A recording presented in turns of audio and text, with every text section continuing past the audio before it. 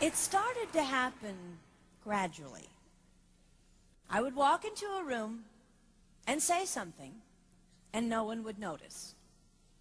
I would say, "Turn the TV down, please," and nothing would happen. So I would get louder. "Turn the TV down, please." Finally, I would have to go over and turn the TV down myself. And then I started to notice it elsewhere. My husband and I had been at a party for about 3 hours, and I was ready to go. I looked over, and he was talking to a friend from work, and I walked over, and he kept right on talking. He didn't even turn toward me. That's when I started to put it together. He can't see me. I'm invisible. I'm invisible. Then I started to notice it more and more. I would walk my son to school, and his teacher would say, "Jake, who's that with you?" And my son would say, "Nobody." Granted, he's just 5, but nobody? One night, a group of us gathered, and we were celebrating the return of a friend from England. Janice had just taken this fabulous trip, and she was going on and on about the hotel she stayed in. And I was sitting there looking around at the other women at the table. I'd put my makeup on in the car on the way there. I had on an old dress because it was the only thing clean, and I had my unwashed hair pulled up in a banana clip, and I was feeling pretty darn pathetic. And then Janice turned to me, and she said, "I brought you this." It was a book on the great cathedrals of Europe. I didn't understand. And then I read her inscription. She wrote, "With admiration for the greatness of what you are building when no one sees." You can't name the names of the people who built the great cathedrals. Over and over again, looking at these mammoth works, you scan down to find the names, and it says, "Builder, unknown, unknown, unknown." They completed things not knowing that anyone would notice.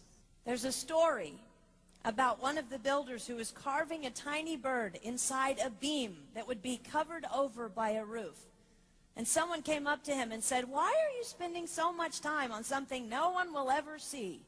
And it's reported that the builder replied, "Because God sees."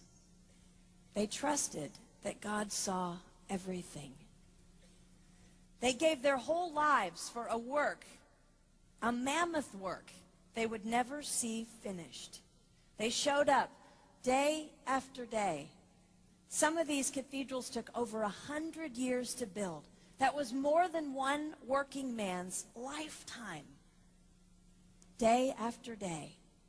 And they made personal sacrifices for no credit. Showing up at a job they would never see finished, for a building their name would never be on. One writer even goes so far as to say no great cathedrals will ever be built again because so few people are willing to sacrifice to that degree. I closed the book, and it was as if I heard God say, "I see you. You are not invisible to me.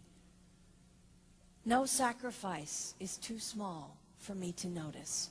I see every cupcake baked, every sequin sewn on, and I smile over every one. I see every tear of disappointment when things don't go the way you want them to go. But remember, you are building a great cathedral. It will not be finished in your lifetime, and sadly, you will never get to live there. But if you build it well, I will." At times, my invisibility has felt like an affliction to me. But it is not a disease that is erasing my life. It is the cure for the disease of self-centeredness. It is the antidote to my own pride. It's okay that they don't see.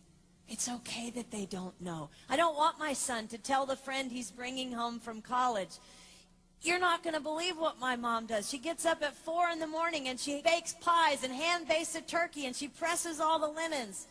Even if I do all those things, I don't want him to say that. I want him to want to come home. And secondly, I want him to say to his friend, you're going to love it there. It's okay that they don't see. We don't work for them. We work for him. We sacrifice for him. They will never see. Not if we do it right. Not if we do it well. Let's pray that our work will stand as a monument to an even greater God.